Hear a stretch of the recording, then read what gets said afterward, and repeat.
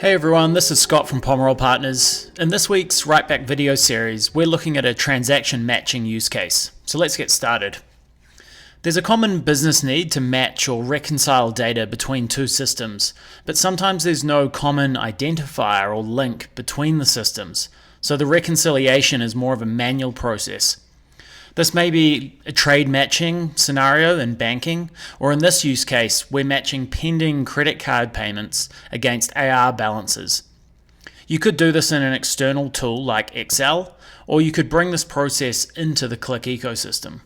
So we've created a fuzzy matching process in the Qlik script, and where our match finder in my column on the left here is amber, Qlik has auto-identified a match between an AR balance and a pending payment.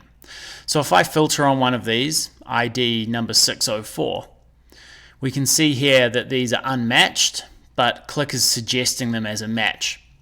Now, if I pop open my Writeback extension, what we've done is we've auto-generated a matching ID. And if I'm satisfied that these two rows should be reconciled or matched, I can simply hit save. We store that matching ID back to our SQL database. The Qlik app has reloaded, and I can now see these are confirmed as a match. I can see it was matched by myself, and I can see the timestamp for when this happened, and then I can clear this and move on to the next transaction. Now, we also have rows where Qlik couldn't auto-match. So if I look at these two rows here, what we've done is we've sorted this by the amount and also the date, and we can see that the date is the same, but there's a 1 cent discrepancy on the amount. Now, if we're happy that these are in fact a match, we can pop open the extension.